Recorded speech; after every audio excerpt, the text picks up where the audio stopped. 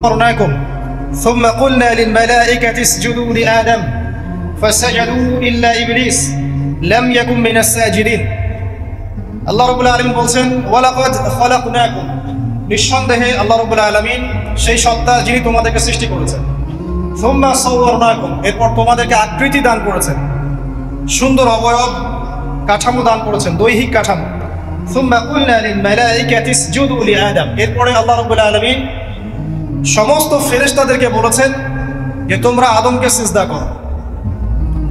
আর সূরা বাকারার মধ্যে আছে আল্লাহ পাক সৃষ্টি করার পরে আদম আলাইহিস সালামকে নাম শিক্ষা দিয়েছেন, অর্থাৎ জ্ঞান শিক্ষা দিয়েছেন, এবং এমন জ্ঞান শিক্ষা দিয়েছেন যে জ্ঞান ফেরেশতারাও জানতেন না। আল্লাহ পাক ফেরেশতাদেরকে বলেছিলেন যে তোমরা এই নামগুলো বলে দাও দেখি, যদি তোমরা সত্যবাদী হয়ে থাকো। ফেরেশতারা এই নামগুলো বলতে পারেননি।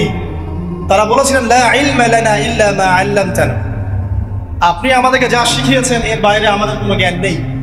এরপর আল্লাহ পাক আদম আলাইহিস সালামকে বলেছেন আদম তুমি নামগুলো বলে দাও দেখি। এরপর আদম আলাইহিস সালাম সুন্দর করে সব নামগুলো বলে দিয়েছেন, কারণ আল্লাহ পাক তাকে সেই জ্ঞান শিক্ষা দিয়েছিলেন। এরপরে আল্লাহ রাব্বুল আলামিন ফেরেশতাদেরকে বলেছেন তোমরা আদমকে এখন সিজদা করো, কারণ জ্ঞানের মানদণ্ডে আদম তোমাদের চেয়ে শ্রেষ্ঠ। সুবহানাল্লাহ। আর আমরা সেই আদম সন্তান, যদিও বা পৃথিবীতে আসার পরে আমরা আমাদের পরিচয়টা ভুলে গেছি। সেই আদম সন্তান যে আদমকে আল্লাহ রাব্বুল আলামিন ফেরেশতাদেরকে দিয়ে সম্মানিত করলেন, সিজদা করালেন, সেই আদম সন্তান এখন আল্লাহর জমিনে শিরক করে, নবী সাল্লাল্লাহু আলাইহি ওয়াসাল্লামের সুন্নতের অনুসরণ করতে চায় না, নবীদের আদর্শ মানতে চায় না, কোরআন এবং সুন্নাহ মেনে জীবন করতে চায় না। সেই আদম সন্তান এখন জিনা করে, ব্যভিচার করে, মাদকদ্রব্য পান করে, সমকামী। সেই আদম সন্তান এখন ঘুষ খাচ্ছে, সুদ খাচ্ছে, দুর্নীতি করছে, অন্যের সম্পদ আত্মসাৎ করছে, অন্যায়ভাবে মানুষকে হত্যা করছে। এমন কোনো গুনাহ নাই যে সেই আদম সন্তান করছে না। কোন আদম সন্তান? যার পিতাকে আল্লাহ রাব্বুল আলামিন কি করলেন? ফেরেশতাদেরকে দিয়ে সিজদা করালেন। তাহলে চিন্তা করেন যে আমরা আমাদের পরিচয়টা কি পরিমাণ হারিয়ে ফেলেছি।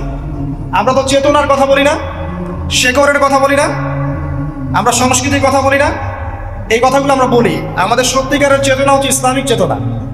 সত্যিকারের শেকড় হচ্ছে এই শেকড় যে আমরা আদম আলাইহিস সালামের সন্তান, যে আদমকে আল্লাহ রাব্বুল আলামিন ফেরেশতাদেরকে দিয়ে সিজদা করিয়েছেন জ্ঞানের কারণে। আজকে সেই আদম সন্তান দেখবেন জ্ঞান অর্জন করতে চায় না, দিনের জ্ঞান অর্জন করতে চায় না, দুনিয়ার জ্ঞান অর্জন করতে চায়, দিনের জ্ঞান অর্জন করতে চায় না। যে জ্ঞান তাকে পরকালে নাজাতের ওসিলা করবে সেই কোরআনটুকু তিলাওয়াতও করতে চায় না, তিলাওয়াত করা শিখতেও চায় না, আগ্রহী নাই। তাহলে আমরা কি পরিমাণে আমাদের শেকড়টা ভুলে গেছি, চেতনা হারিয়ে ফেলেছি, আমাদের মূল সংস্কৃতি থেকে দূরে সরে আসছি। একটু চিন্তা করেন। সামনে যাই। আল্লাহ রাব্বুল আলামিন বলছেন এরপর সুন্দর আকৃতি দিয়ে আদমকে আমি ফেরেশতাদেরকে দিয়ে সিজদা করালাম। ফাসাজাদু, সবাই সিজদা করলো, প্রত্যেকটা ফেরেশতা কি করলো? সিজদা করলো, ইল্লা ইবলিস। কে সিজদা করলো না? ইবলিস। ইবলিস সিজদা করলো না। ইবলিস কে ছিল? সে কিন্তু কোনো ফেরেশতা ছিল না। সে ছিল একজন জিন। কানা মিনাল জিন্নি। সূরা কাহফে আল্লাহ বলেছেন কানা মিনাল জিন্নি, সে জিনদের একজন ছিল। ঠিক আছে? সে আল্লাহ রাব্বুল আলামিনের এত বেশি ইবাদত করেছিল যে আল্লাহ রাব্বুল আলামিন তাকে এক পর্যায়ে ফেরেশতাদের উপরে একটা দায়িত্বশীল বানিয়ে দিয়েছিলেন। ঠিক আছে? তো কিন্তু তার মনের ভিতরে একটা কিবর বা অহংকার ছিল, যে অহংকারের কারণে সে কিন্তু আল্লাহ পাকের এই নির্দেশটা পালন করলো না, লঙ্ঘন করলো। আমরা সামনে যাই। লাম ইয়াকুম মিনাস সাজিদিন, আল্লাহ পাক বলেন সে সিজদাকারীদের অন্তর্ভুক্ত ছিল না। কে? ইবলিস। আচ্ছা, ক্বালা, আল্লাহ পাক এবার বলছেন মা মানাআকা আল্লা তাসজুদা ইয আমারতুক। আল্লাহ পাক বলছেন হে ইবলিস, কিসে তোমাকে নিষেধ করলো, কে তোমাকে বারণ করলো আদমকে সিজদা করতে, যাকে আমি সিজদা করার আদেশ করেছি? কি জন্য করলে না? সোজা কথায় তুমি কি জন্য সিজদা করলে না আদমকে? মা মানাআকা, তোমাকে কে বারণ করলো? এবার ইবলিস তার দলিল পেশ করছে। সে বলছে যে ক্বালা আনা খায়রুম মিন, সে বলল আমি আদমের চাইতে উত্তম। আসসালাতু খায়রুম মিনান নাওম, এটা জানেন না? ঘুমের চেয়ে নামাজ উত্তম। ঠিক এইভাবেই সে ইবলিস বলছে কি আনা খায়রুম মিন, আমি তার চেয়ে উত্তম। কি কারণে উত্তম? খালাকতানি মিন নার ওয়া খালাকতাহু মিন তিন। হে আল্লাহ, আপনি আমাকে সৃষ্টি করেছেন আগুন দিয়ে। জিনদেরকে কি দিয়ে সৃষ্টি করা হয়েছে? আগুন দিয়ে। ফেরেশতাদেরকে কি দিয়ে? নূর দিয়ে। তাহলে এখানে প্রমাণ হলো যে ইবলিস কিন্তু ফেরেশতা নয়। আমাকে সৃষ্টি করেছেন আগুন দিয়ে, ওয়া খালাকতাহু মিন তিন, এবং আদমকে সৃষ্টি করেছেন তিন মানে কাদামাটি দিয়ে। তার মানে আগুন কাদামাটির চেয়ে সুপিরিয়র, বেশি মর্যাদা সম্পন্ন, ওর মানে কে আছে আর কি, এই কারণে সে সিজদা করল না। এবার আল্লাহ রাব্বুল আলামিন বলছেন ক্বালা ফাহবিত মিনহা, ইবলিস এখান থেকে নেমে যাও। এটা কোন জায়গা? একদম মহাকাশের উপরে না, নাকি পৃথিবীতে? এটা 7 আসমানের উপরের ঘটনা। ইতিহাস শুরু হয়েছে মহাবিশ্বে, মানুষের অস্তিত্ব ছিল না এমন একটা সময় চলে গেছে। মহাবিশ্বে কোটি কোটি বছর চলে গেছে যখন মানুষ বলতে কিছু ছিল না, ছিল না। অনেক পরে মানুষকে সৃষ্টি করা হয়েছে। তো এখন দুনিয়াতে মানুষের চলাচল দেখলে মনে হয় মহাবিশ্বে সে একাই আছে, কেউ নাই, তাই না? আচ্ছা, এটা দলিল কোরআনে আছে, সূরা দাহার 1 নম্বর আয়াত পড়ে দেখবেন, হাল আতা আলাল ইনসানি হাইনুম মিনাদ দাহরি লাম ইয়াকুন শাইআন মাযকুরা। আল্লাহ পাক বলছেন মানুষের উপরে এমন সময় চলে গেছে যে মানুষ কোনো আলোচ্য বিষয় ছিল, উল্লেখযোগ্য কোনো বিষয় ছিল না। তো সভ্যতার শুরুর ঘটনা হচ্ছে এটা, মানে মানব সভ্যতার একদম শুরুর শেকড়ের ঘটনা হচ্ছে এটা, একদম শুরুর চেতনা, শুরুর সংস্কৃতি শুরু হচ্ছে এখান থেকে। এবার ইবলিস বলছে আমি সিজদা করব না, বিকজ আমি তার চেয়ে সুপিরিয়র। আপনি তাকে সৃষ্টি করেছেন মাটি দিয়ে, আমাকে সৃষ্টি করেছেন আগুন দিয়ে, আমি তাকে সিজদা করব না। সে আল্লাহ পাকের আদেশ লঙ্ঘনই করলো না, বরং আল্লাহকে উল্টা একটা যুক্তি দেখালো যে আপনি ভুল, আমি ঠিক। নাউযুবিল্লাহ, আপনি আমাকে আদমকে সিজদা করতে বলছেন, এটাই ভুল, বরং উচিত হচ্ছে ও আমাকে সিজদা করবে। নাউযুবিল্লাহ। তো সে কিন্তু আবা ওয়াস্তাকবার, সে উদ্ধত হলো এবং অহংকারও প্রদর্শন করলো। আল্লাহ পাক বলেন ক্বালা ফাহবিত মিনহা, এখন এখান থেকে নেমে যাও। এই জান্নাতি বলেন আর ওই ঊর্ধ্ব জগতি বলেন, সেখান থেকে তোমরা নেমে যাও, তুমি নেমে যাও। ফামা ইয়াকুনু লাকা আন তাতাকাব্বারা ফিহা, এখানে দাঁড়িয়ে তুমি অহংকার করবে এই অধিকার তোমাকে দেওয়া হয় নাই। সোজা কথা, আল্লাহ পাক বলছেন এখানে দাঁড়িয়ে তুমি অহংকার করবে এই অধিকার তোমাকে দেওয়া হয় না। আল্লাহ পাক অহংকারীকে পছন্দ করেন না। অহংকারীদেরকে আল্লাহ পাক কিয়ামতের মাঠে পিঁপড়ার মতো উঠাবে, তাদের আকৃতি মানুষের সমান হবে না, ছোট ছোট কালো পিঁপড়ার মতো হবে, এবং অন্ধকার ওদেরকে ঢেকে নিবে। তো আমাদের মনে যাদের অহংকার আছে, আল্লাহর রাস্তা অহংকার ছেড়ে দেই। অহংকার ইলমেরও থাকতে পারে, একজনের অনেক বড় ইলমি ডিগ্রি সার্টিফিকেট আছে, অমুক ফারেক তমুক ফারেক, অমুক মুহাদ্দিস অমুক মুফাসসির, ডাবল ডিগ্রি, এটারও অহংকার থাকতে পারে, ঠিক আছে? আবার অনেকের টাকা পয়সার অহংকার থাকে, অনেকের ক্ষমতার অহংকার থাকে, আবার এখনকার মেয়েদের সৌন্দর্যের অহংকার থাকে না? এক এক মানুষের এক একটা অহংকার। অহংকারের ডেফিনেশনটা কি? একজন সাহাবী নবী সাল্লাল্লাহু আলাইহি ওয়াসাল্লামকে বলছেন, ইয়া রাসূলুল্লাহ, আমি পছন্দ করি আমার গায়ের পোশাকটা সুন্দর হোক, আমার জুতা সুন্দর হোক, ঠিক আছে, আমার সুগন্ধি ভালো হোক, দামি হোক, এটা কি অহংকারের পরিচয়? নবী সাল্লাল্লাহু আলাইহি ওয়াসাল্লাম বলছেন না, এটা অহংকারের পরিচয় নয়। বরং অহংকারের পরিচয় হচ্ছে অন্য মানুষকে তুচ্ছ তাচ্ছিল্য করা, এক, আর দুই হচ্ছে সত্যকে প্রত্যাখ্যান করা। মনে থাকবে অহংকারের সংজ্ঞা কি? এক, অন্য মানুষকে তুচ্ছ তাচ্ছিল্য করা, আর দুই, সত্যকে প্রত্যাখ্যান করা। এখন সত্য কি? আইনস্টাইনের থিওরি সত্য, নাকি পিথাগোরাসের উপপাদ্যই সত্য, নাকি আমাদের পশ্চিমারা যে সেকুলারিজম, কমিউনিজম, ডেমোক্রেসি ইত্যাদি ইত্যাদি, ন্যাশনালিজম এগুলো দিয়ে দিয়েছে মতবাদগুলো, এগুলি চূড়ান্ত সত্য? সায়েন্স কি চূড়ান্ত সত্য? চূড়ান্ত সত্যটা কি আসলে? এক কথায় সূরা কাহফের 29 নম্বর আয়াতে সত্যের সংজ্ঞা আছে। কত নম্বর আয়াতে? সূরা কাহফের 29 নম্বর আয়াতে আল্লাহ পাক বলেন ওয়াকুলিল হাক্কু মির রাব্বিকুম, হে নবী আপনি বলে দিন সত্য সেটাই, ন্যায় অন্যায়ের চূড়ান্ত মানদণ্ড সেটাই, হক বাতিলের চূড়ান্ত মানদণ্ড সেটাই। কোনটা? যেটা তোমার রবের পক্ষ থেকে নাজিল হচ্ছে। আমাকে বলেন যে রবের পক্ষ থেকে কি নাজিল হচ্ছে? একসময় তাওরাত নাজিল হয়েছিল না? ওটাই হক ছিল। ওই সময় কি ছিল? সেটাই হক ছিল। জাবুর ওই সময় কি ছিল? হক। ইনজিল ওই সময়ের হক ছিল। এখন কি আছে আমাদের কাছে? কোরআন, এবং এর ব্যাখ্যা হচ্ছে হাদিস। কিয়ামত পর্যন্ত কি অন্য কোনো শরীয়ত আসবে? অন্য কোনো নবী আসবে? কেউ যদি বলে যে অমুকে নবী হবে, সে কি মুসলিম না কাফের? তাহলে কোন সন্দেহ আছে? যদি কেউ দাবি করে যে মুহাম্মদ সাল্লাল্লাহু আলাইহি ওয়াসাল্লাম শেষ নবী নন, আরো নবী আসতে পারে, নাউযুবিল্লাহ, এবং এই কুফরি আকীদায় বিশ্বাসীকে কেউ যদি কাফের মনে না করে, সেও কাফের হয়ে যেতে পারে। বুঝতে পারছেন?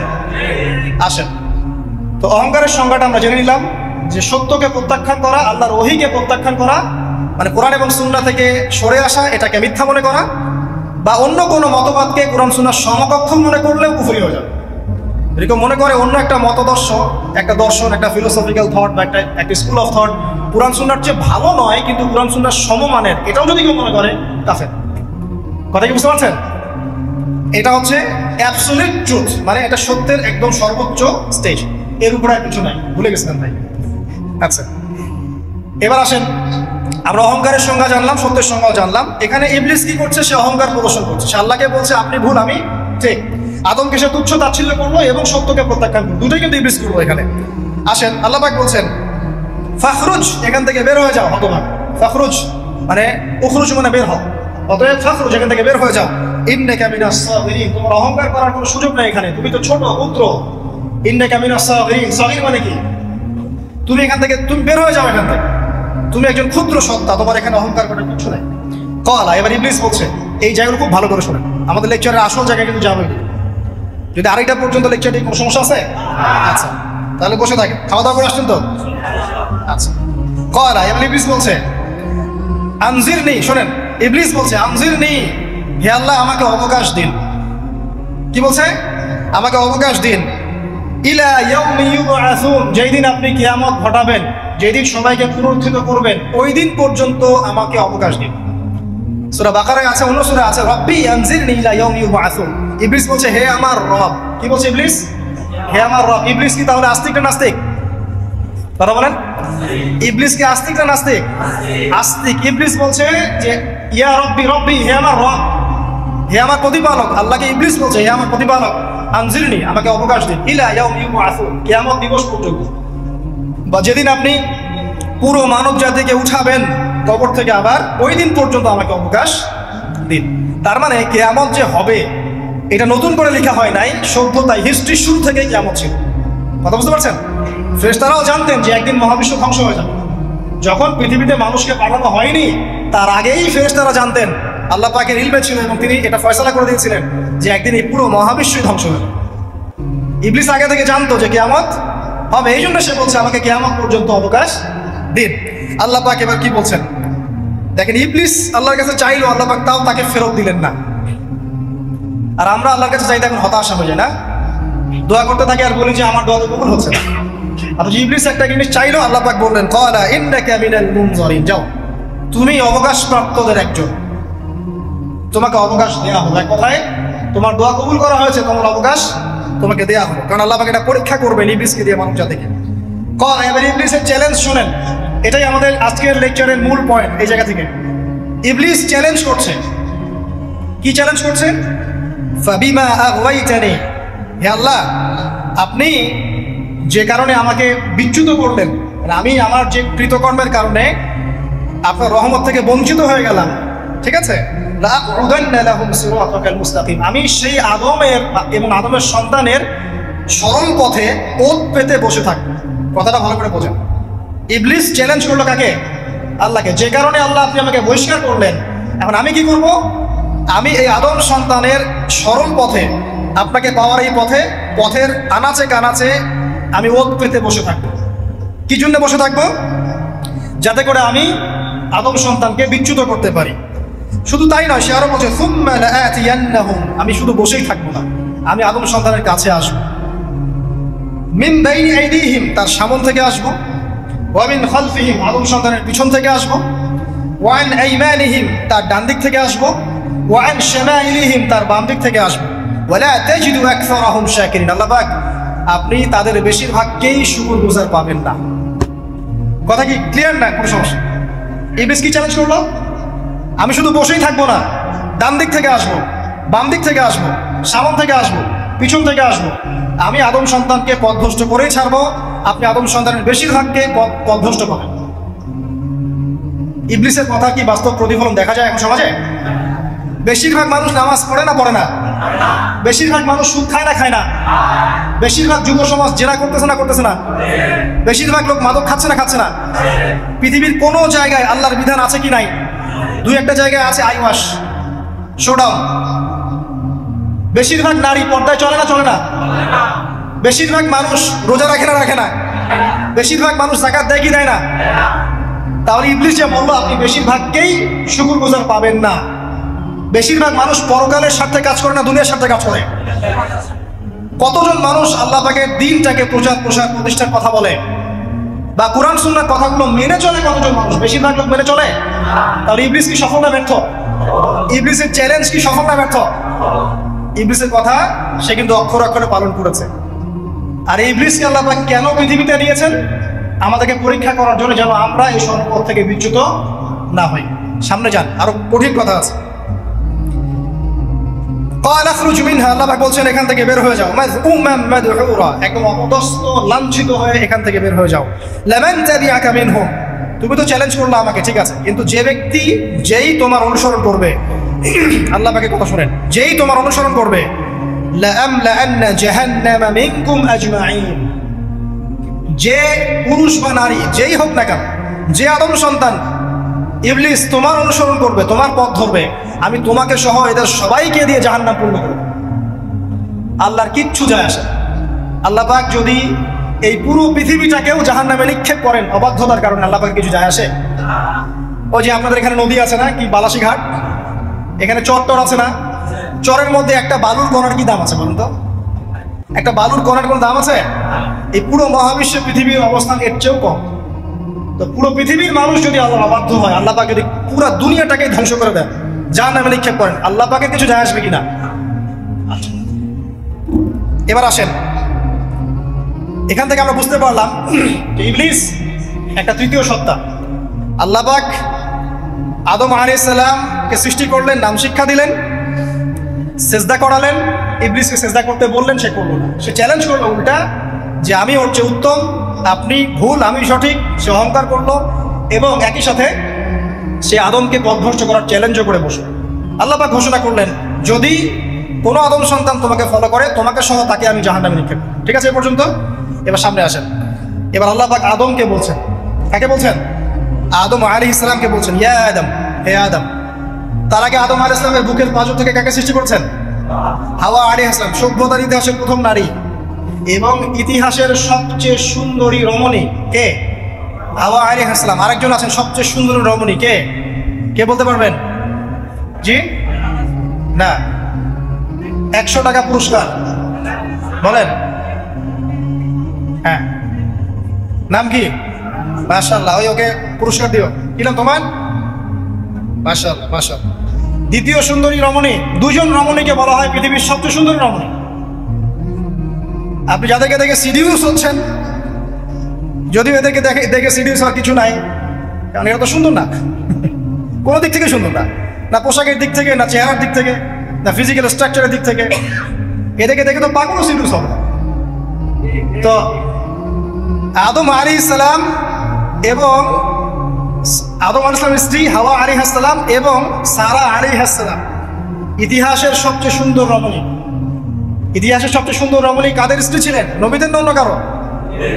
এজন্যই বলি, আপনি যদি পবিত্র থাকেন, আল্লাহওয়ালা মানুষ হন, ইনশাআল্লাহ তাআলা আল্লাহ পাক আপনার ঘরে একজন নেককার পুণ্যবতী সুশ্রী স্ত্রী দান করবেন ইনশাআল্লাহ। আপনি যদি এইসব অশ্লীলতার গোলক ধাঁধায় পড়ে নিজের ঈমান হারিয়ে ফেলেন, চরিত্র হারিয়ে ফেলেন, সম্ভাবনা খুবই কম যে আপনি একজন দিনদার মেয়ে পাবেন। বরং আপনি এমন কাউকেই পেতে পারেন যে আপনার মতোই, ঠিক আছে? দেখবেন যে আপনি 10 ঘাটের পানি খেয়ে আসছেন, ও দেখবেন 12 ঘাটের পানি খেয়ে আসছে। আল্লাহ পাক আমাদের যুব সমাজকে হেফাজত করুন, আমিন। আল্লাহ পাক এবার আদম আলাইহিস সালামকে বলছেন, ইয়া আদম, হে আদম, উসকুন আনতা ওয়া যাওজুকাল জান্নাহ। আদম শোনো, তুমি এবং তোমার স্ত্রী দুইজন এখন জান্নাতে থাকো। কোথায় থাকো? জান্নাতে থাকো। ওয়া কুলা মিন হাইসু শি'তুমা, যেখানে ইচ্ছা সেখান থেকে খাবার খাও। জান্নাতের নাজ নিয়ামতের কথা তো আপনারা শুনেছেন অনেক, আমি ওইগুলো বলতে যাচ্ছি না, সময় চলে যাবে। যা ইচ্ছা তাই পাবেন সেখানে, যা ইচ্ছা তাই। এমন একটা জায়গা যেটা কখনো কোনো চোখ দেখে নাই, কোনো কান শোনেও নাই। চোখ না দেখলেও, কান না শুনলেও মানুষ মনে মনে অনেক কিছু কল্পনা করে না, এটা কল্পনাও করার সুযোগ নাই। এত উন্নত মানের একটা জায়গা।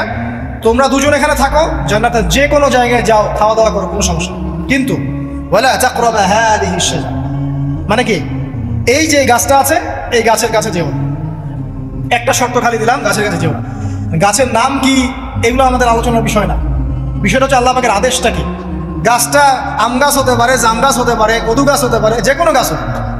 এটা নিয়ে আমাদের কোনো মাথা ব্যথা নাই। মাথা ব্যথা হচ্ছে আল্লাহ পাকের আদেশ, এই গাছের কাছে যেও না, বাস যেও।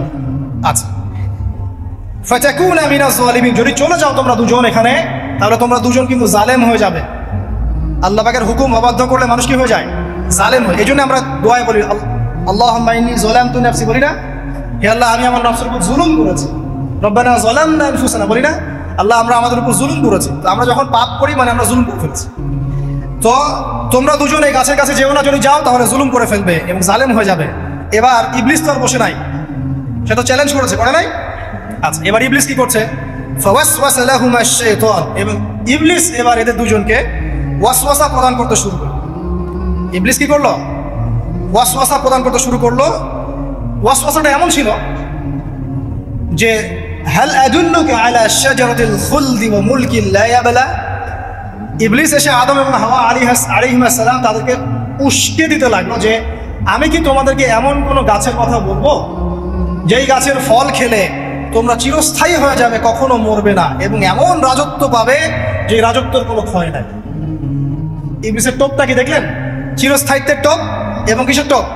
রাজত্বের টোপ। এটা সূরা তহার মধ্যে আছে। অন্য সূরায় আছে যে আমি কি বলে দিব এমন গাছের কথা যে গাছের ফল খেলে তোমরা ফেরেশতা হয়ে যাবে, কখনো মরবে না। তাহলে চিরস্থায়িত্বের টোপ এবং এই যে কিসের রাজত্বের এই যে টোপ, এই দুইটা হচ্ছে মানুষকে আল্লাহর পথ থেকে ডিসিভ করার একটা মানদণ্ড। কথা বুঝতে পারছেন? এই পৃথিবীতে যত মানুষ পথভ্রষ্ট হয়ে গেছে জন্য হয়েছে অনেকেই, আর অনেকে চিরস্থায়িত্বের জন্য হয়েছে। ফেরাউন নমরুদ চিরস্থায়িত্বের লোভে পড়ে পথভ্রষ্ট হয়নি? আর ওই সময় থেকে শুরু করে এখনকার বিশ্বে যারা ক্ষমতাধর, এরা কি ক্ষমতার দাপটে পথভ্রষ্ট হচ্ছে না? এই দুটো হচ্ছে মানুষকে পথভ্রষ্ট করার মাধ্যম। ইবলিস খুব ভালো করে জানতো। একটা কথা বলি নাই, যখন আদম আলাইহিস সালামকে তৈরি করে রাখা হয়েছে, সৃষ্টি করে রাখা হয়েছে, ইবলিস এর চারপাশে রাউন্ড দিচ্ছিল, তাওয়াফ করছিল, তাওয়াফ। এবং মানব শরীরের এবং মানব মস্তিষ্কের মননের দুর্বল পয়েন্টগুলো সে ফাইন্ড আউট করছিল, কারণ সে কিন্তু অনেক জ্ঞানী ছিল, সে কিন্তু প্রচণ্ড জ্ঞানী ছিল, এবং এখনও কিন্তু সে প্রচণ্ড জ্ঞানী, এবং তার অভিজ্ঞতা ঝুলি এখন অনেক বেশি, তাই না? বয়স হয়ে গেছে না, এখন প্রচুর বয়স। তো তাওয়াফ করে করে সে মানুষের দুর্বল জায়গাগুলো ফাইন্ড আউট করেছে।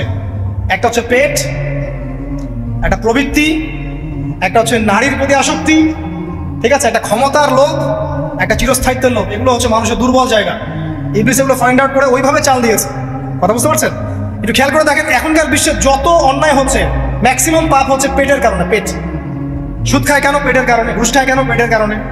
ইভেন যে এখন জেনা করছে ওদেরকে তো এখন যৌনকর্মী বলতে হয়, তাই না? সম্মান দিয়ে কথা বলতে হয়। তো যৌনকর্মী যারা, তারাও দেখবেন পেটের কারণেই করছে, পেটের কারণে। তারপর দেখবেন মানুষের সম্পদ আত্মসাৎ, ওই যে ছেলে মেয়ে বাল বাচ্চার জন্য। পেট মানে মূল জিনিসটা কি? পেট। এবং চিরস্থায়িত্ব, ক্ষমতার দাপট আর প্রবৃত্তির দাসত্ব, এগুলো হচ্ছে মানুষের সবচেয়ে দুর্বল পয়েন্ট। দেখবেন ম্যাক্সিমাম পাপ হচ্ছে মেয়েদের কারণে। মেয়েদের কারণে না? মেয়ের পিছনে। মেয়ের পিছনে আপনি চলে গেছেন, এখানে আত্মহত্যা করছে কেউ, কেউ এখানে আপনার জেনা করছে, কেউ ধর্ষণ করছে, কেউ পরকে লিপ্ত হচ্ছে, মানে মেয়েরই কোনো পাপ। ওই যে বলে না, দুইটা পাপ যাকে পেয়ে গেছে তার লাইফটা ক্র্যাশড। একটা হচ্ছে মেয়ে, একটা হচ্ছে টাকা। অর্থ সম্পদের লালসা যার মধ্যে পেয়ে বসেছে, এর জীবন শেষ। আর যার মেয়ের নেশা আছে, মেয়ের নেশা যার মধ্যে আছে, এর জীবন শেষ।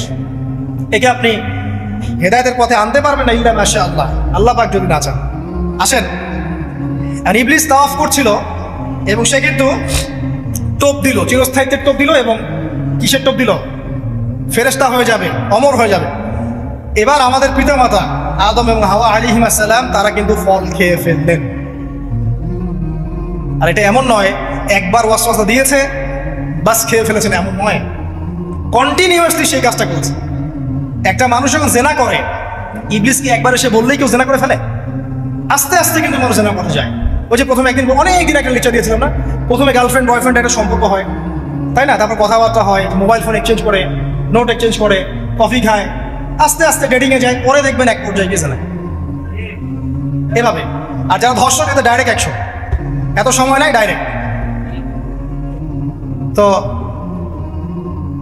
ইবলিস প্রতিটা পাপ মানুষকে ধাপে ধাপে করায়।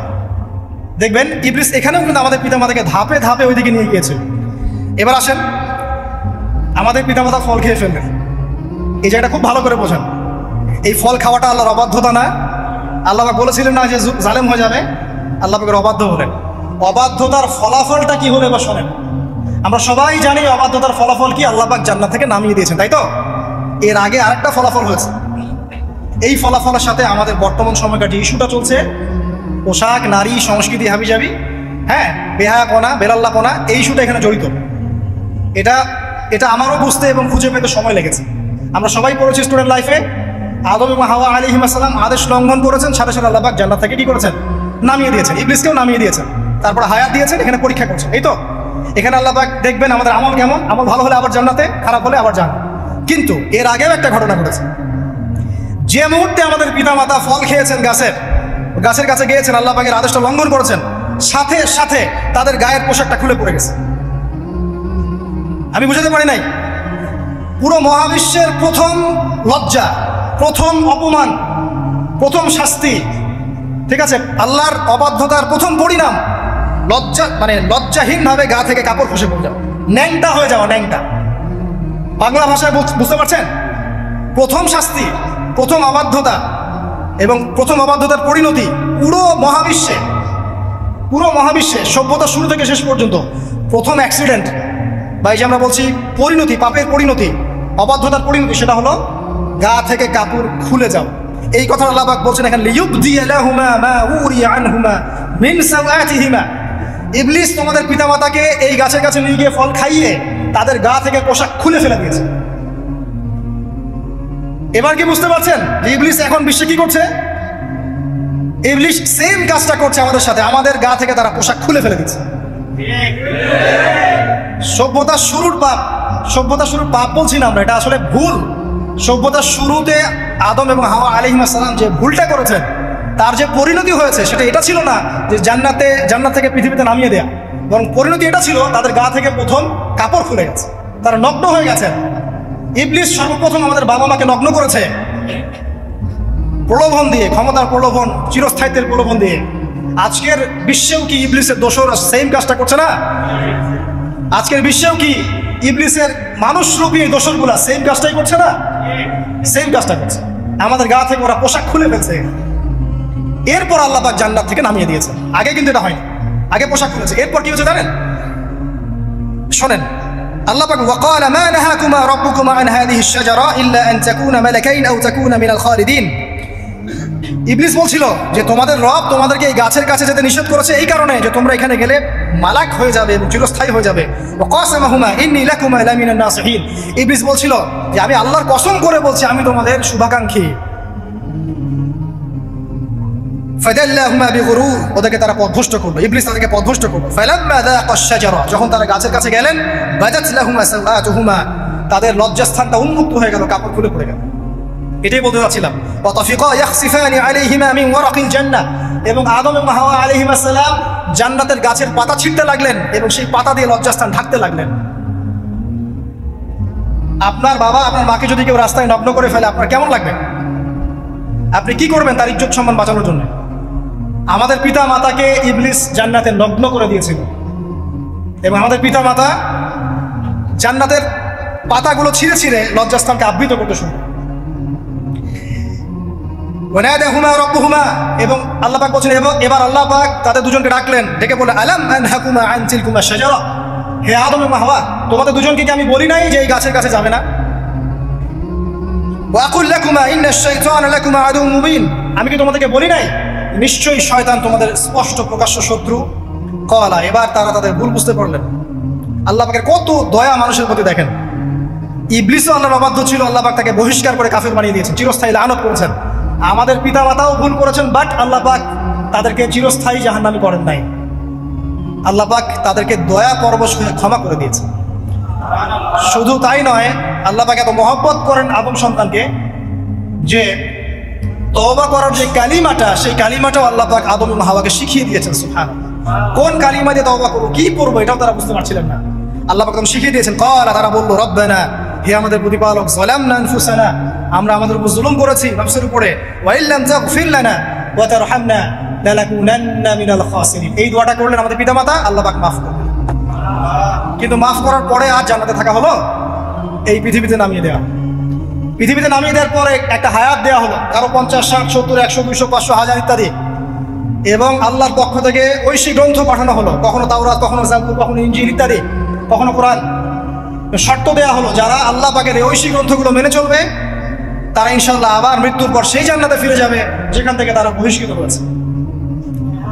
আর যে বা যারাই আল্লাহ পাকের এই আয়াত, নিদর্শন এবং ঐশী গ্রন্থগুলোকে অস্বীকার করবে, এটাকে মিথ্যা প্রতিপন্ন করবে, আল্লাহ পাক এদের সবাইকে জাহান্নামে পূর্ণ করবে ইনশাআল্লাহ। আল্লাহ পাক এটাও বলেছেন যে আল্লাহ পাক ওয়ালাকাদ যারানা লিজাহান্নামা কাসীরাম মিনাল জিন্নি ওয়াল ইনস, আল্লাহ পাক বহু মানুষ আর জিনকে দিয়ে জাহান্নাম পূর্ণ করবেন। কারণ এই দুই জাতিকে পাঠানো হয়েছিল পৃথিবীতে শুধু আল্লাহর ইবাদত করার জন্য। ওয়া মা খালাকতুল জিন্না ওয়াল ইনসা ইল্লা লিয়াবুদুন, এরা সেটা করে নাই। এই কারণে আল্লাহ পাক হাদিসের মধ্যে জানিয়েছেন প্রতি 1099 জন মানুষকে আল্লাহ পাক জাহান্নামে পাঠিয়ে দিবেন, তবে বেশিরভাগ জান্নাতি হবে এই উম্মতে মুহাম্মাদের মধ্যে। এবার শুনেন, আমাদের পিতামাতার এই পরিণতির পর আল্লাহ পাক যখন আমাদেরকে পৃথিবীতে পাঠালেন, আল্লাহ পাক আমাদেরকে নগ্ন করে পৃথিবীতে রাখেন নাই। সুবহানাল্লাহ। আল্লাহ পাক আসমান থেকে লিবাস পাঠিয়েছেন। এই যে সমাজ বিজ্ঞানের বইগুলোতে লেখা আছে না, মানুষ আগে নগ্ন ছিল, গাছের ছালপাতা পরে থাকতো, তারপরে বন্যপ্রাণী শিকার করতো, গুহায় গুহায় থাকতো। বোগাস, মিথ্যা, বাজে কথাই বলছে, একদম টোটাল মিথ্যা কথাই বলছে। আল্লাহ রাব্বুল আলামিন সভ্যতা শুরু করেছেন নবী দ্বারা, সভ্যতা শেষও করবেন নবী দ্বারা। প্রত্যেক যুগে যুগে সভ্যতার ধারক এবং বাহক ছিলেন নবীগণ। আর আদম আলাইহিস সালাম পৃথিবীতে আসার পর নগ্ন হয়ে থাকেন নাই। আল্লাহ পাক আসমান থেকে লেবাস পাঠিয়েছিলেন। সুবহানাল্লাহ। আল্লাহ পাক আমাদেরকে নগ্ন করে রাখেন নাই। এবার দেখেন আল্লাহ পাক কি বলছেন, ইয়া বানি আদম। আচ্ছা আসেন, ইয়া বানি আদম, হে বনু আদম। কাদেরকে বলছেন? আমাদেরকে। قد أنزلنا عليكم لباسا يواري سوآتكم وريشا, হে বনু আদম, আমি তোমাদেরকে নগ্ন ছেড়ে দিচ্ছি না, আমি তোমাদের জন্য লেবাস আর পোশাক পাঠাচ্ছি, যেই পোশাক দিয়ে তোমরা তোমাদের লজ্জাস্থানকে আবৃত করবে এবং সৌন্দর্য বর্ধন করবে। এটা করছি না আমরা এখন? আচ্ছা, ওয়া লিবাসুত তাকওয়া যালিকা খায়র, আর তাকওয়ার লেবাস, তাকওয়ার পোশাকটা হচ্ছে সবচেয়ে উত্তম। যেমন দেখেন আমাদের সতর কি এই নাভির উপর থেকে হাঁটুর নিচ পর্যন্ত না, তাই বলি কি আমরা সবাই এভাবেই ঘুরি? এটা সর্বনিম্ন একটা স্কেল, তাই না? এর উপর আপনি জুব্বা পরছেন, পাগড়ি পরছেন, টুপি পরছেন, বা আপনি হয়তো আরো ঢিলেঢালা কোনো পোশাক পরছেন, এই পোশাকটাকে বলা হচ্ছে তাকওয়ার পোশাক। ওয়া লিবাসুত তাকওয়া যালিকা খায়র, এটা আরো উত্তম। একজন মেয়ে, অনেক আলেম বলছেন যে চোখ, এই চোখটুকু ঢেকে বের করে দেখা যাবে, বলছে না? অনেকে বলেছেন কিনা? কিন্তু এটাও যদি কেউ সামনে জিলবাব দিয়ে ঢেকে রাখে তাহলে কি উত্তম নয়? পর্দার ক্ষেত্রে উত্তম নয়? তো লিবাসুত তাকওয়া যালিকা খায়র, তাকওয়ার যে পোশাক সেটা আরো উত্তম বেশি। নর্মালি তো পোশাক দিয়েছি, তাকওয়ার পোশাক সবচেয়ে উত্তম বেশি। আল্লাহ পাকের একটা সতর্কবাণী শুনতে পারি, যালিকা মিন আয়াতিল্লাহ, এই পোশাকটা আল্লাহ পাকের নিদর্শন। পোশাকটা কি? আল্লাহ পাকের নিদর্শন। লাআল্লাকুম ইয়াযাক্কারুন, যাতে করে তোমরা স্মরণ করতে পারো। কি স্মরণ করবো? ওই যে আমাদের পিতামাতাকে নগ্ন করে দিয়েছে ইবলিস, এটা মনে রাখতে পারো তোমরা, এটা আল্লাহ পাকের নিদর্শন। ইয়া বানি আদম, হে বনু আদম, লা ইয়াফতিনান্নাকুমুশ শাইতান। এবার শোনেন, আল্লাহ পাক আমাদেরকে বলছেন, হে বনু আদম, লা ইয়াফতিনান্নাকুমুশ শাইতান, শয়তান যেন আবার তোমাদেরকে ফিতনায় ফেলতে না পারে। পৃথিবীতে তোমরা থাকবে, শয়তানের বহু দোসর তোমাদের সামনে থাকবে, ডানে বামে, যে ডান থেকে আসবে, বাম থেকে আসবে, হ্যাঁ, সামনে পিছন থেকে আসবে, মিডিয়ার মধ্যে দিয়ে তোমাদের ঘরে ঘরে ঢুকে যাবে শয়তানের দোসর। লা ইয়াফতিনান্নাকুমুশ শাইতান, শয়তানের দোসররা যেন তোমাদেরকে ফিতনায় ফেলতে না পারে। কে বলছেন? আল্লাহ পাক বলছেন। কিরকম ফিতনা? কামা আখরাজা আবাওয়াইকুম মিনাল জান্নাহ, ঠিক যেভাবে শয়তান তোমাদের পিতামাতাকে জান্নাত থেকে বের করে দিয়েছিল, ওই রকম ফিতনায় যেন ফেলতে না পারে। ঠিক আছে? ওয়ায়ানজিউ আনহুমা লিবাসাহুমা, এবং শয়তান তোমাদের পিতামাতার লেবাস খুলে ফেলেছিল, নগ্ন করে দিয়েছিল, নগ্নতা, বেহায়াপনা, অশ্লীলতা শিখিয়েছিল, ওইদিকে ধাবিত করতে চেয়েছিল। শয়তানের দোসররা যেন এটা করতে তোমাদের সাথে না পারে। সতর্ক থাকবে। লিউরিয়াহুমা সাওআতিহিমা, যাতে করে তোমাদের লজ্জাস্থানটা উন্মুক্ত হয়ে যায়। ইন্নাহু ইয়ারাকুম, নিশ্চয় শয়তান তোমাদের সবাইকে দেখতে পায়। হুয়া ওয়া কাবিলুহু, সে এবং তার পুরো কবিলার লোকজন। মিন হাইসু লা তারাউনাহুম, এমন জায়গা থেকে যে জায়গা তোমরা দেখতে পারো। আর শয়তান এবং তার অনুসারী যারা আছে, হোক মানুষ আর জিন, তারা তোমাদেরকে দেখতে পারে এমন জায়গা থেকে যা তোমরা দেখো না। আমরা যারা এই বিশ্বে আছি, আমরা সবাই এখন খেলার পুতুলের মতো খেলছি। যারা নিয়ন্ত্রণ করে বিশ্ব, এদেরকে কেউ দেখতে পারে না। এরা মানুষ শয়তান, কথা বুঝতে পারছেন? আর এমনি জিন শয়তান যারা আছে, এদেরকে তো আমরা দেখতে পারি না, অনেক দূর থেকে তারা আমাদেরকে দেখতে পারে। আল্লাহ পাক সতর্ক করছেন এটা। ইন্না জাআলনা আশ-শায়াতিনা আউলিয়া লিল্লাযিনা লা ইউমিনুন, শোনেন, নিশ্চয়ই যারা আমার প্রতি ঈমান আনে না বা আমার অবাধ্য হয়, আমার আদেশ মানে না, তাদের সাথে আমি শয়তানকে বন্ধু বানিয়ে দিয়েছি। এবার বুঝলেন কেন বললাম এরা মানুষ শয়তান? বিকজ এদেরকে আল্লাহ পাক শয়তানের বন্ধু বানিয়ে দিয়েছেন। শয়তানের বন্ধু অন্য সূরায় আছে, শয়তান, জিন শয়তান মানুষ শয়তানকে ওহী করে। জিন শয়তান মানুষ শয়তানের মাথায় এসব বুদ্ধি ঢালে। শয়তানি বুদ্ধিগুলো শয়তান মানুষের মাথায় ঢালে। মানে মানুষ মাথাটা আগে সে রিড করেছে, কাকে কোন দিক দিয়ে রিসিভ করা যাবে। ঠিক আছে? আচ্ছা, এরপরে আরো আল্লাহ পাক বলছে, ওয়াইদা ফাআলু ফাহিশাতান তারা যখন কোনো ফাহেসা কাজ করে, নোংরা বেহায়ের মতো কাজ করে, কল তারা বলে ওয়াজাদনা আলাইহি আবানা, এরকম করেই আমরা আমাদের পিতা মাতাদেরকে পেয়েছি। মানে যুগ যুগ ধরে এই সংস্কৃতি চলে আসছে, নগ্নতার সংস্কৃতি, বলে না? কথা বুঝতে পারছেন না? এই কথাই তারা বলে, যেটা কোরআনে আছে। আল্লাহ পাক বলছেন ক্বালু ওয়াজাদনা আলাইহি আবানা, তারা বলে আমাদের পিতৃপুরুষদেরকে আমরা হাজার বছর থেকে দেখেছি এইভাবেই ড্রেস আপ, এমনি ব্লাউজ ছাড়া শাড়ি পরতে দেখেছি, এমনি দেখেছি পেট বের করে চলতে, এমনি দেখেছি এই শর্ট কামিজ পরে চলতে, নগ্ন হয়ে চলতে। এখন তো বিকিনি সংস্কৃতি আসে এবং এটা মুভমেন্ট চলছে, মানে মানুষের দেহ থেকে কাপড় খুলে ফেলার মুভমেন্ট, আন্দোলন শুরু হচ্ছে, ঠিক আছে? এবং দোহাই হচ্ছে আমরা হাজার বছর থেকে এমনিই চলছে। এই যে আল্লাহ পাক বলছেন ক্বালু ওয়াজাদনা আলাইহি আবানা, আমরা এর উপরে আমাদের পিতা মাতাদেরকে পেয়েছি। ওয়াল্লাহু আমারানা বিহা, এরা আরো বলে আল্লাহ আমাদেরকে এই আদেশ করেছেন। নাউযুবিল্লাহ। আল্লাহ বলছেন, আল্লাহ পাকের আদেশ কি? কুল ইন্নাল্লাহা লা ইয়া'মুরু বিল ফাহশা, নিঃসন্দেহে আল্লাহ পাক কোনো ফাহেসা কাজের আদেশ করতেই পারেন?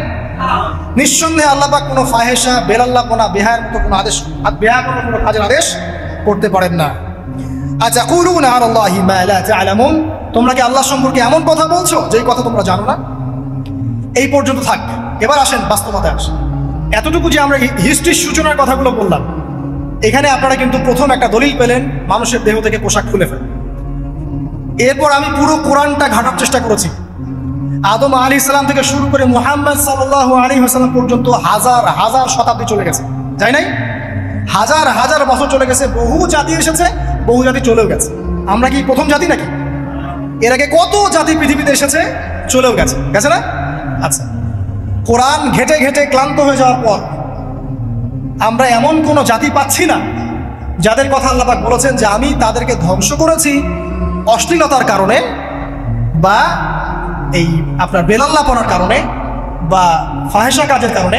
সরাসরি এই একটা কারণ দেখে আল্লাহ পাক কোনো কওমকে ধ্বংস করেছেন খুব রেয়ার, খুঁজে পাওয়া যাচ্ছে না। শুধু 3টা জায়গা বের করতে পেরেছি। কটা জায়গা? 3টা। এক নাম্বার দেখেন, আদম আলাইহিস সালাম পরে নূহ আলাইহিস সালাম না, এই জাতিটাকে আল্লাহ পাক ধ্বংস করেছেন না? এই ধ্বংসটাকে আল্লাহ পাক এই বেপরদামির কারণে করেছেন, অশ্লীলতার কারণে করেছেন, পোশাকের অপসংস্কৃতির কারণে করেছেন? করেন না, শিরকের কারণে করেছেন। কি কারণে? শিরক। আল্লাহ পাক সবাইকে ডুবিয়ে মেরেছেন, কিন্তু ওরা যে নগ্ন পোশাক পরে রাস্তাঘাটে চলাফেরা করতো, এই কথাটা কিন্তু আল্লাহ পাক বলেন। তার মানে ওদের পাপ এটা ছিল না। এরপর ইব্রাহিম আলাইহিস সালামের কওম কি এই কারণে ধ্বংস হয়েছে? অশ্লীলতার কারণে ধ্বংস হয়েছে? বেহায়াপনার কারণে ধ্বংস হয়েছে? নগ্নতার সংস্কৃতির অপচর্চার কারণে ধ্বংস হয়েছে? না, শিরকের কারণে। আদ জাতি এই কারণে? না। সামুদ জাতি এই কারণে? না। একটা জাতি পাওয়া যায়, তার নাম কওমে লূত। কি নাম? কওমে লূত। এই লূত কওম ছিল সমকামী, তারা মেয়েদের সাথে বিবাহ বন্ধনে আবদ্ধ হতো না, বরং ছেলেদের ছেলে জেনা করতো না। এই একটা জাতি পাচ্ছি ইতিহাসে যারা অশ্লীলতার কারণে, ফাহেসা কাজের কারণে, সমকামিতার কারণে, নোংরামির কারণে আল্লাহ পাক পুরো উপরে উঠিয়ে নিচে নামিয়ে ধসিয়ে দিয়েছে। এই একটা জাতি পেলাম। আরেকটা জাতি পাওয়া যায়, তার নাম হচ্ছে বানু ইসরাইল। কি নাম? বানু ইসরাইল। আল্লাহ রাসূল সাল্লাল্লাহু আলাইহি ওয়াসাল্লাম বলছেন যে তোমরা দুনিয়া থেকে বেঁচে থাকো এবং নারীর ফিতনা থেকে বেঁচে থাকো। কারণ বানু ইসরাইল মানে মূসা আলাইহিস সালামের যে কওম ছিল, এই কওমের মধ্যে প্রথম ফিতনা দেখা দিয়েছিল মেয়েদের ব্যাপারে। এই একটা পেলাম যে মেয়েদের কারণে, বেহায়াপনার কারণে, অশ্লীল পোশাকের কারণে, নগ্নতার কারণে একটা সভ্যতাকে আল্লাহ পাক শাস্তি দিয়েছে। দুটা পাওয়া গেল, ঠিক আছে? এক দুই, একটা লূত, একটা হচ্ছে বানু ইসরাইল, ঠিক আছে?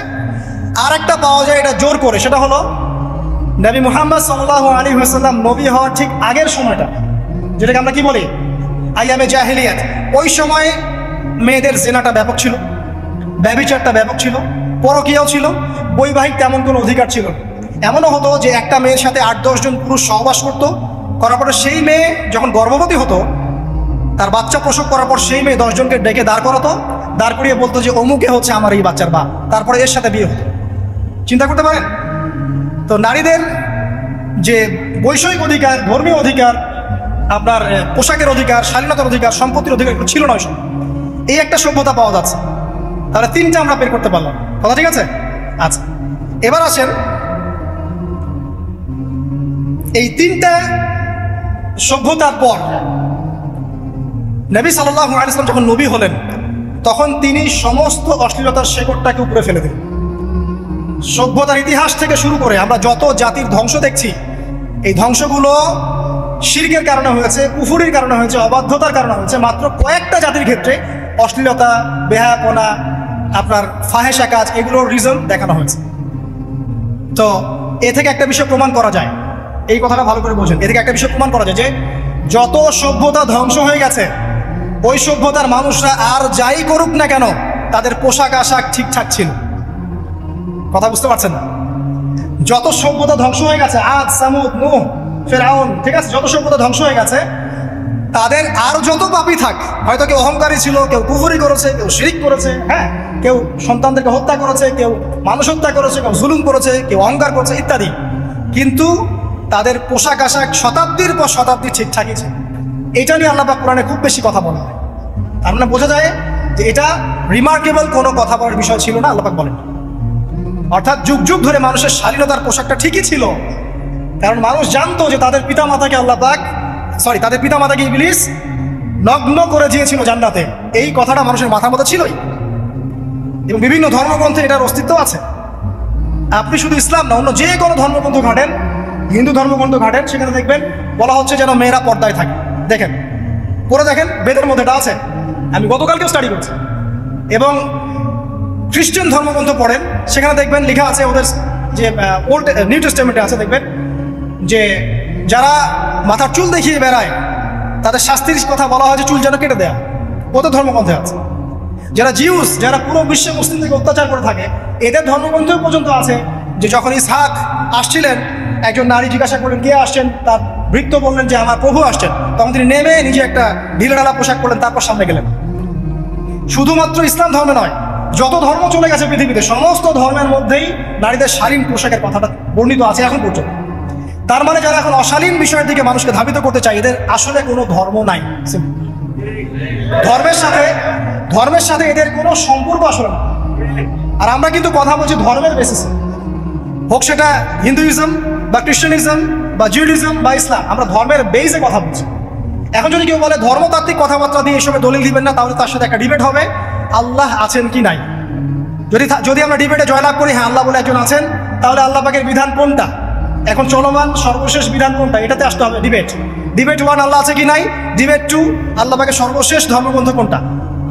এই তো, এই দুইটাতে আমরা যদি জয়লাভ করি, এবং ইনশাআল্লাহ আমরা সেটা করবো, এটাতে আমাদের কেউ ঠেকাতে পারবেন ইনশাআল্লাহ, এটাই সত্য, তাহলে মানুষের উপর ওয়াজিব হয়ে যাবে এটার উপর আমল করা।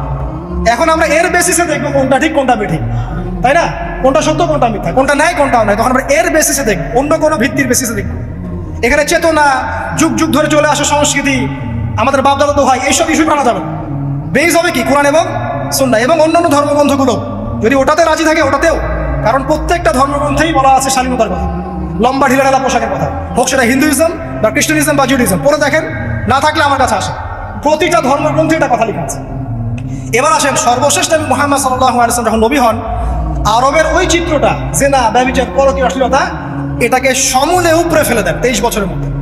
23 বছরের নববী জীবনের পরে সেখানে কোনো জিনা আছে, কোনো বেপরদামি আছে, কোনো ব্যভিচার আছে, কোনো সুদ আছে, কোনো শিরক আছে, কোনো মাদক আছে, যেগুলো আছে খুবই অল্প, যেটা আছে সেটা কি খুবই অল্প, এটা কিন্তু ধরা যায় না, 2-1টা অ্যাক্সিডেন্ট হতেই পারে। সাহাবীদের যুগেও নামাজ পড়তে গিয়ে কোনো একজন দেখা গেছে অ্যাক্সিডেন্ট হয়ে গেছে, জেনা হয়ে গেছে, এটা তো রেয়ার ঘটনা। এক্সেপশনাল সামথিং কি এক্সাম্পল হতে পারে? যেটা কমন সেটা হচ্ছে এক্সাম্পল। মানে আপনি বলবেন যে মেয়েদের শালীনতার কথা এবং এর কারণে ধর্ষণের সংখ্যা বৃদ্ধি হচ্ছে, এই কথা আপনি যখন বলবেন, কিছু মানুষ আপনাকে বলবে যে তাহলে বোরখাওয়ালা মেয়ে কেন ধর্ষণ হচ্ছে, তাহলে বাচ্চা কেন ধর্ষণ হচ্ছে। আপনাকে বলছি পরিসংখ্যানটা কতটুকু, কেন হচ্ছে সেটা আমরা জবাব দিব, আগে বলছি পরিসংখ্যান কতটুকু। যারা বেপরদায় চলছে এদের হ্যারাসমেন্টের পরিসংখ্যানটা বেশি না বোরখাওয়ালা মেয়ের পরিসংখ্যানটা বেশি? বলেন। যারা বেহায়ার মতো চলছে, বেপরদায় চলছে, এদের পরিসংখ্যানটা বেশি নাকি শিশু অ্যাবিউজিং এর পরিসংখ্যানটা বেশি? তাহলে মূল যে জায়গাটা, ওইখানে আগে ফোকাস করতে হবে, তারপরে আমরা গৌণ জায়গায় যাব। এবং এই জায়গাটাতে আমরা দলিল বা প্রমাণ হিসেবে পেশ করব মানুষের রুচিবোধের পরিবর্তন, মানসিকতার পরিবর্তন এবং পাশবিক একটা প্রবৃত্তির দাসত্ব। এটা কিভাবে হচ্ছে? এটা পর্নোগ্রাফির কারণে হচ্ছে, এটা পর্নোগ্রাফির কারণে হচ্ছে, মিডিয়ার কারণে হচ্ছে, অবাধ ফ্রি মিক্সিংয়ের কারণে হচ্ছে, যৌন সুশুরির কারণে হচ্ছে, এবং যৌনতাকে সহজলভ্য করে দেওয়ার কারণে এই দুর্ঘটনাগুলো ঘটছে।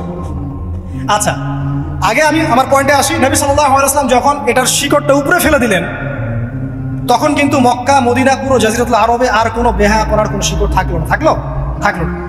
আল্লাহ পাক কিভাবে এটা করলেন? পুরো হিস্ট্রির ইতিহাস টেনে দিয়ে আল্লাহ পাক কয়েকটা আদেশ নাজিল করলেন। সেই আদেশটা কোরআন এবং সুন্নাহে আছে। আল্লাহ পাক প্রথমে ছেলেদেরকে বললেন, শোনো, সূরা নূর 33 নম্বর আয়াত আল্লাহ পাক ছেলেদেরকে বললেন তোমরা তোমাদের চোখ নিচু রাখো, এটা আমাদের দায়িত্ব। প্রত্যেকটা ছেলের দায়িত্ব বেগানা মেয়েকে দেখলে চোখটা কি করবে? নিচু করবে। তাহলে আপনি সিডিউসড হবেন, এক কথায়। 2 নম্বর আল্লাহ পাক আমাদেরকে বললেন তোমরা তোমাদের লজ্জাস্থানকে হেফাজত করো। কাদেরকে? আমাদেরকে, মানে ছেলেদেরকে। প্রথমে আল্লাহ পাক ছেলেদেরকে বললেন চোখ নিচু করে রাখো, লজ্জাস্থানে হেফাজত করো, ঠিক আছে? সূরা বানী ইসরাঈল আল্লাহ পাক বললেন জিনার ধারের কাছেও যেও, ধারের কাছেও যেও। আল্লাহ পাক আরো বললেন যদি কেউ জিনা করে ফেলে সূরা নূরে, তাহলে তাকে 100টা বেত্রাঘাত করতে হবে। কয়টা? 100টা, এবং 1 বছরের জন্য তাকে বহিষ্কার করতে হবে। আল্লাহ পাক শাস্তিও দিলেন, শুধু তাত্ত্বিক বিধান দেন নাই, শাস্তিও দিয়েছেন। কারণ শুধু তাত্ত্বিক বিধান হবে? আমি যদি ওয়াজ করে বেড়াই ভাই মদ খায় না, মদ খায় না, কোনো শাস্তি না অ্যাপ্লাই করি, তাহলে কি মদ ছাড়বে মানুষ? আমরা যদি হত্যা করা মহাপাপ, মহাপাপ, দুর্নীতি করা মহাপাপ, মানুষ দুর্নীতি ছাড়বে? ছাড়বে না, যতক্ষণ না শাস্তি নিশ্চিত করা যাচ্ছে। আল্লাহ পাক তাত্ত্বিক কথা শুধু বললেন না, শাস্তিও নিশ্চিত করলেন। তারপর আল্লাহ পাক আরো বললেন যদি বিবাহিত কোনো ব্যক্তি ব্যভিচার করে তাহলে তাকে রজম করতে হবে, মাটিতে পুঁতে তাকে পাথর নিক্ষেপ করে হত্যা করতে হবে, ঠিক আছে? শাস্তি। এরপরে দেখেন আল্লাহ পাক মেয়েদেরকে বলছেন, এবার মেয়েদেরকে বলছেন তোমরা মূলত ঘরে থাকো, যদি বাইরের পরিবেশ তোমাদের অনুকূলে না থাকে তোমরা ঘরে অবস্থান করো। ওয়াকরনা ফি বুয়ুতিকুন্না ওয়ালা তাবাররুজনা তাবাররুজাল জাহিলিয়াতিল উলা, তোমরা মূলত ঘরে থাকো। জাহিলি যুগে মেয়েরা যেভাবে নিজেদেরকে প্রদর্শন করে বেরোতো এই কাজটা তোমরা করো না। যদি করো তাহলে সমাজে বেহায়াপনা ফায়সা বেড়ে যাবে, তোমরা নিজেরাই ক্ষতিগ্রস্ত হবে, যেটা ওরা হচ্ছে এখন। আচ্ছা, এরপর আল্লাহ পাক আরো বললেন হে নবী আপনি আপনার স্ত্রী এবং মুমিন নারীদেরকে বলেন তারা যদি বাহিরে যায় যেন জিলবাব দিয়ে তাদের পুরো বক্ষদেশটাকে ঢেকে নেয়। তাহলে পোশাকের সংস্কৃতির শেকড় কোত্থেকে শিখবো? আমি কোত্থেকে শিখবো? আল্লাহ পাক কর্তৃক নাজিলকৃত সর্বশেষ ঐশী গ্রন্থ থেকে শিখবো নাকি? যে বইয়ের মধ্যে কোনো ভুল নাই সেটাই তো আমার শেখার মাধ্যম হবে নাকি? নাকি যে দর্শনে 1000টা ভুল সেটা শিখবো আমি? আল্লাহ পাক এখানে বলছেন মুমিন নারীদেরকে বলো বাইরে গেলে পরে তারা যেন জিলবাব দিয়ে কাপড় দিয়ে সুন্দর করে বক্ষদেশ সেগুলি ঢেকে রাখে। বোরখার কথা এখানে নাই শব্দে, ঠিক আছে? ঢেকে রাখা ঢিলেঢালা পোশাকের কথা এসেছে। আচ্ছা আসেন, আল্লাহ পাক আরো বললেন যে তোমরা অমুক অমুক অমুক অমুক, যেমন আপনার বাবা, আপনার ভাই, আপনার এই যে সন্তান, এই যে মাহারাম যারা আছে এদের সামনে ছাড়া অন্যদের সামনে যখনই যাবে তোমরা কিন্তু হিজাব অবলম্বন। আল্লাহ পাক হিজাবের বিধান দিলেন, চক্ষু নিচু করতে বললেন, লজ্জাস্থানের হেফাজত করতে বললেন, এবং যদি এর পরেও কেউ ভুল করে ফেলে তাহলে আল্লাহ পাক শাস্তির কথা বললেন। আল্লাহ পাকের সিস্টেমটা সুন্দর হলো না? এই সিস্টেমটা নবী সাল্লাল্লাহু আলাইহি ওয়াসাল্লাম অ্যাপ্লাই করলেন, সমাজ থেকে সমস্ত জেনা ব্যভিচারের ভিত্তি উঠে চলে গেল। সুবহানাল্লাহ বলবেন না? এটা হলো অবস্থা। তারপর দেখেন আল্লাহ রাব্বুল আলামিন শুধু পর্দার কথা বলেই ক্ষান্ত হবেন না, কারণ একটা বিধান দিলেই মানুষের সবকিছু সব হবে না। আল্লাহ পাক এর পাশাপাশি আমাদেরকে 5 ওয়াক্ত নামাজ পড়তে বললেন, ঠিক আছে? নামাজ পড়লে মানুষ ভালো হবে, নৈতিকতা শিখবে, আল্লাহর সাথে ক্লোজ সম্পর্ক হবে। আল্লাহ পাক কোরআন তেলাওয়াত করতে বললেন, ঠিক আছে? কোরআন মেনে চলতে বললেন। আল্লাহ পাক আমাদেরকে আল্লাহর জিকির করতে বললেন, নবীর সুন্নাহ মতো চলতে বললেন। আল্লাহ রাব্বুল আলামিন আমাদেরকে আল্লাহর যত অবাধ্যতা আছে, কি সমস্যা? আচ্ছা যেতে থাক। আমি যেটা বলতে চাচ্ছি যে আল্লাহ পাক শুধু পর্দার কথাগুলো বলেই একটা বিধান দিয়ে শেষ করে দিলেন না, কারণ শুধুমাত্র হিজাবের সাথেই পুরো সোসাইটির সমস্যাগুলো জড়িত না, এখানে আরো অনেক বিষয় আছে। যদি আপনি নৈতিকতা না শেখেন একটা বোরখাওয়ালা মেয়েকে আপনি টিস করতে পারেন, ঠিক আছে? যদি আপনার মধ্যে আল্লাহর ভয় তাকওয়া না থাকে আপনি কিন্তু একটা বাচ্চাকে ধর্ষণ করতে পারেন, সুযোগ পেলে আপনি করে ফেলবেন। আপনার মধ্যে আল্লাহর ভয় না থাকলে আপনি কিন্তু গোপনে জেনা করতে পারেন বা পর্ন দেখতে পারেন। তাই আল্লাহ পাক শুধু হিজাবের বিধানটা দিয়েই ক্ষান্ত হলেন না, আল্লাহ পাক আনুষঙ্গিক আর অনেক কথা বললেন যে তোমরা পবিত্র হও, বেশি বেশি আল্লাহর জিকির করো, 5 ওয়াক্ত সালাত নামাজে পড়ো, কোরআন তেলাওয়াত করো, নবীর সুন্নাহ মেনে চলো, দিনই কাজে ব্যস্ত থাকো, সৎ কাজের আদেশ করো, অসৎ কাজে নিষেধ করো। মানে এই সবগুলো কাজ যখন একসাথে হবে আপনার মনটা কি হবে? পবিত্র হবে, আপনার মনের মধ্যে আল্লাহর নূর চলে আসবে। আপনার মনে আল্লাহর নূর চলে আসবে, তখন এইসব অন্ধকার বা এই যে জাহিলিয়াতগুলো আপনার কাছে ভালো লাগবে না। যখন আপনার ইন্টারনাল যে সোলটা আছে এটা যখন এনলাইটমেন্ট হবে আল্লাহর নূর দিয়ে, তখন আপনার কাছে এইসব হারাম প্রিমিক্সিং, হারাম পরকিয়া, আপনার জিনা, আপনার ব্যভিচার, পর্ন এগুলো বিভীষিকাময় মনে হবে, আপনার কাছে ভালো লাগবে। আল্লাহ পাক অন্তর জগৎটা পরিবর্তন করার জন্য আমাদেরকে এই সিস্টেমগুলো দিলেন। শুধু হিজাবই করবে দিস ইজ নট নেসেসারি, এর সাথে আরো অনেক বিষয় থাকে, নামাজ, রোজা, হজ, যাকাত, হ্যাঁ, হজ, উমরা, তাসকিয়া, জিকির আজকার, কোরআন তেলাওয়াত, আমর বিল মারুফ, নাহি আনিল মুনকার সব একত্রিত হবে, আবার হিজাবও চলবে। এরপরে যদি কেউ সীমা লঙ্ঘন করে শাস্তিও আছে। পুরো সিস্টেমটা সুন্দর না? এই সিস্টেমটা যখন আল্লাহ পাক তার রাসূল মুহাম্মদ সাল্লাল্লাহু আলাইহি ওয়াসাল্লামের মাধ্যমে লঞ্চ করলেন আরবের মধ্যে, আরবে না কোনো জেনা থাকলো, না কোনো ব্যভিচার, না কোনো মাদক, না কোনো পর্ন, না কোনো এই যে নারীর অবমাননা, কিছুই থাকতো। একটা মেয়ে 300 মাইল দূর থেকে এসে একা হজ করে চলে যেত, কেউ তার দিকে তাকাতো। এমন যুগ চলে গেছে। মহিলা সাহাবী রণকৌশল মানে যুদ্ধের বর্ণ পরে উহুদে যুদ্ধ করেছেন, কেউ তার দিকে তাকায়নি। তাকিয়েছে? তাকায়নি। এখন ওই যুগটা আপনি দেখেন, রাসূল সাল্লাল্লাহু আলাইহি ওয়াসাল্লামের যুগ, আবু বকর সিদ্দিক, ওমর ইবনুল খাত্তাব, ওসমান আলী, এই খুলাফায়ে রাশিদার স্বর্ণযুগটাকে আপনি দেখেন। ওই যুগে আপনি রেপের হার কত পার্সেন্ট মহিলা রেপ হয়েছে? ওই যুগে কত পার্সেন্ট মেয়ে জেনায় লিপ্ত হয়েছে? ওই যুগে কত পার্সেন্ট ছেলে মেয়ে ধর্ষণ করেছে? ওই যুগে কত পার্সেন্ট নারীর শ্লীলতাহানি হয়েছে? কত পার্সেন্ট নারীকে টিজ করা হয়েছে? কত পার্সেন্ট মেয়েকে মার্ডার করা হয়েছে? কত পার্সেন্ট মেয়েকে যৌতুকের জন্য চাপ দেওয়া হয়েছে? একটু পরিসংখ্যানটা দেখেন আমাদেরকে। সভ্যতা করতে লাফাচ্ছেন। ওই সভ্যতায় যা হয়ে গেছে, নবী সাল্লাল্লাহু আলাইহি ওয়াসাল্লাম থেকে শুরু করে খোলাফায়ে রাশিদিন যুগে যা হয়েছে, এই পার্সেন্টেজগুলোর সাথে বর্তমান পার্সেন্টেজকে মিলবে? ওই যুগে রেয়ার জেনা 2-1টা হয়েছে। মদ খেয়েছে মানুষ রেয়ার কয়েকজন, মানুষ ব্যভিচার করেছে রেয়ারলি 2-4 জন, 100 বছরে 2-4 জন। ওই যুগে দেখবেন মানুষ পরকীয়ার নামই জানতো না, সমকামিতা কি জিনিস মানুষ জানতোই না, শর্ট পোশাক, বিকিনি সংস্কৃতি কি মানুষ জানতো না, ঠিক আছে? আনকভার ইউ, এই যে মুভমেন্ট চলছে, এগুলোর মানে কি মানুষ জানতো না? জানতো? ওই যুগে কি মুসলিমরা পিছিয়ে ছিল?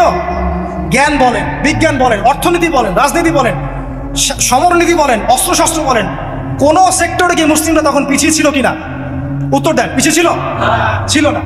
তাহলে স্বর্ণযুগ আমরা কোনটাকে বলবো? এই বর্তমান দাজ্জালীয় সভ্যতাকে স্বর্ণযুগ বলবো, নাকি খোলাফায়ে রাশিদার এবং নবী সাল্লাল্লাহু আলাইহি ওয়াসাল্লাম রেখে যাওয়া যুগটাকে স্বর্ণযুগ বলবো? তাহলে ওই যুগ যদি স্বর্ণযুগ হয়, তাহলে ওই যুগের সুন্নাহ এ যুগে অ্যাপ্লাই করতে হবে না? তাহলে ওই যুগের সমস্যা যেমন দূর হয়েছে, এই যুগের সমস্যা দূর হবে না? এই সহজ বাংলা কথাটা বললে কি আমরা মৌলবাদী হয়ে যাব? এই সহজ বাংলা কথা বুঝতে গিয়ে কি আমি ধর্মান্ধ হয়ে যাব, ব্যাকডেটেড হয়ে যাব? এই কথাটা আমরা বলতে এখন সাহস পাই না। কি কারণ? সভ্যতার ইতিহাস ঘেটে দেখেন, ওই সভ্যতাই ছিল জ্ঞানে, শিল্পে, অস্ত্রে, প্রযুক্তিতে, অর্থনীতিতে মুসলিমরা একদম সর্বশিখর। কোনো একজন মুসলিমকে হত্যা করার কেউ সাহস করেছিল? একজন মুসলিম নারীকে ধর্ষণ করার কেউ সাহস করেছে? একজন মুসলিম শিশুকে কেউ বোম মেরে হত্যা করেছিল?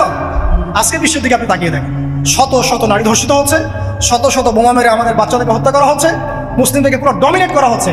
আজকে রাজনৈতিক নিয়ন্ত্রণ, অর্থনৈতিক নিয়ন্ত্রণ, পলিটিক্যাল, আপনার সোশ্যাল মিডিয়া, প্রযুক্তি যা যা আছে সব নিয়ন্ত্রণ পশ্চিমাদের হাতে, সমস্ত নিয়ন্ত্রণের হাতে। এই যে পালাবদল হলো সময়ে, এটা কেন হলো? বিকজ 1 নাম্বার ইস্যু হচ্ছে আমরা কোরআন এবং সুন্নাহ থেকে দূরে সরে আসছি। 2 নাম্বার আমরা শয়তানের সেই ধোকায় পড়ে গেছে, যে ধোকা থেকে আমরা বেরোতে পারিনি, আল্লাহ পাক সতর্ক থাকতে বলেছিলেন। 3 নাম্বার আমরা ইলম চর্চা ছেড়ে দিয়েছি। 4 নাম্বার হক কথা বলাও ছেড়ে দিয়েছি। 5 নাম্বার সৎ কাজের আদেশ, অসৎ কাজের নিষেধ ঠিকঠাক মতো হচ্ছে না। 6 নাম্বার দেখেন আমরা জানি যারা আমল ঠিক মতো করছি না। 7 নাম্বার আমরা বকধার্মিক হয়েছে, বকধার্মিক, খালি নামাজ রোজা হজ জাকাত আর তসবির মধ্যে ইসলাম, বাকি কোনো জায়গায় ইসলাম নাই, কোনো জায়গায় ইসলাম নাই। সমস্যা এগুলা দেখবেন, পরিবারের কাঠামো ভেঙে আছে। আমরা কোরআন সুন্নাহকে হাতে নিয়ে ওয়ার্ল্ডকে চ্যালেঞ্জ করতে পারি নাই, ডিল করতে পারি নাই। এবং পশ্চিমা এবং অন্যান্য সভ্যতার যে নোংরা মতাদর্শগুলো আছে, এগুলোকে ঢালাওভাবে আমরা গ্রহণ করেছি এবং আস্তে আস্তে আস্তে আস্তে পুরো মুসলিম বিশ্বে এগুলো ছড়িয়ে গেছে। এখন আপনি পেপার পত্রিকা খুললে দেখবেন 4টা 5টা 10টা ধর্ষণ, এই মেয়ে রেপ, এই মেয়ে ডাকাতি, ওইখানে হত্যা, এখানে যৌতুক, এখানে অমুক তমুক, সুদ ঘুষ, জেনা, ব্যভিচার, নিত্য নৈমিত্তিক ব্যাপার। কারো এগুলো নিয়ে কোনো মাথা ব্যথাও নাই, এগুলো খুব সিম্পল সাধারণ ব্যাপার এখন আমাদের কাছে।